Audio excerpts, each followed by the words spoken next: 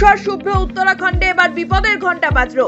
বদ্রীনাথের অদূরে ভারত চীন সীমান্তের কাছে মানা গ্রামে নামলো তুষার ধস।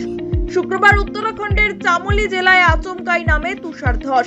যা জানা যাচ্ছে, সেই তুষার ধসে কমপক্ষে 57 জন শ্রমিক আটকে পড়েন। ঘটনার খবর পেয়ে উদ্ধার কাজ শুরু করে জাতীয় এবং রাজ্য বিপর্যয় মোকাবিলা বাহিনী।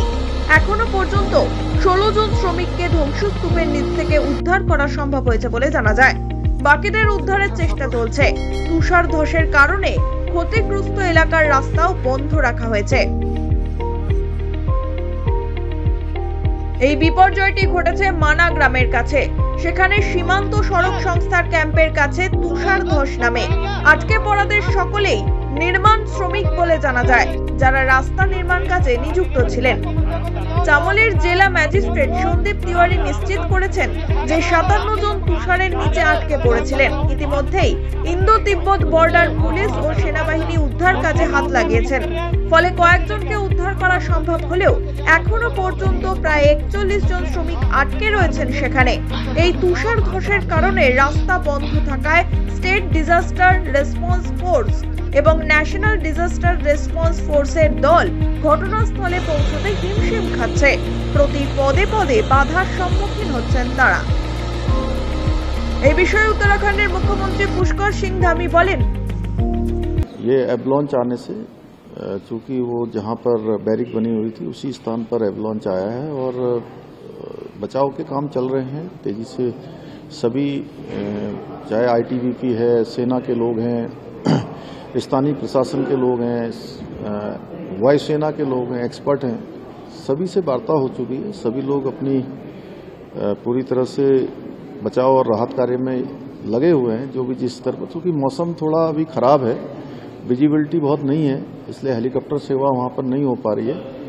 और जो स्नो एक्सपर्ट हैं उनकी भी सेवाएं ली जा रही हैं और आईटीबीपी के लोग वहां विशेष रूप से काम कर रहे हैं। एनडीआरएफ भी वहां लगी है, एसडीआरएफ की टीम भी लगी है और हम लोग भी यहां से लगातार मॉनिटरिंग कर रहे हैं। हमारा प्रयास है कि जल्दी से जल्दी जो भी हमारे उसमें मजदूर भाई फंसे हुए हैं, श्रमिक फंसे हुए हैं, काम करने वाले, उन सभी को जल्दी बाहर निकाला जाए।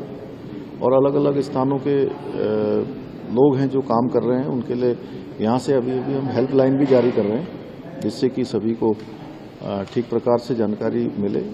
और हमारा सभी लोगों का प्रयास है कि जल्दी से जल्दी आदरणीय रक्षा मंत्री जी, आदरणीय गृह मंत्री जी, प्रधानमंत्री जी का कार्यालय लगातार यहाँ संपर्क में है और जिन एजेंसियों की भी आवश्यकता है उन एजेंसियों की हम लोग जो है मदद ले रहे हैं। मदद लेने के लिए सारी तैयारियां करी जा चुकी हैं यहाँ पर। অন্যদিকে অবিরাম ভারী তুষারপাতে বিপর্যস্ত জম্মু ও কাশ্মীরও। শুক্রবার সকাল থেকে তুষারপাত শুরু হয়েছে জম্মু ও কাশ্মীরের বিস্তীর্ণ অংশে। বরফ জমে বন্ধ হয়ে গিয়েছে জম্মু শ্রীনগর জাতীয় সড়ক। প্রশাসনিক সূত্রে জানা গিয়েছে, বানিহাল এবং কাজিগুন্ডের কাছে জাতীয় সড়কের উপর পুরো বরফের স্তর জমে যাওয়ায় যান চলাচল বন্ধ করে দিতে হয়। জম্মু ও কাশ্মীরের পাশাপাশি হিমাচল প্রদেশের লাহুল এবং স্পিতিতে ভারী তুষারপাত চলছে। এই দুই অঞ্চলে তুষার ধস নিয়ে সতর্ক করেছে পুলিশ। দুর্গম এলাকার কারণে মোবাইল ও রেডিও সংযোগও বিচ্ছিন্ন হয়ে গিয়েছে, যা উদ্ধার অভিযানে আরো জটিলতা সৃষ্টি করছে। তুষার ধসের কারণে এখনো বেশ কয়েকজন শ্রমিক নিখোঁজ রয়েছেন। দুর্গম পার্বত্য অঞ্চল এবং প্রতিকূল আবহাওয়ার কারণে উদ্ধার অভিযান অত্যন্ত চ্যালেঞ্জের মুখে পড়েছে। সরকারি সূত্র জানিয়েছে উদ্ধার কাজ অব্যাহত রয়েছে এবং আরো আপডেট শীঘ্রই দেওয়া হবে। তবে আপাতত শ্রমিকদের নিরাপদে উদ্ধার করাটাই সকলের লক্ষ্য বলে জানা যাচ্ছে।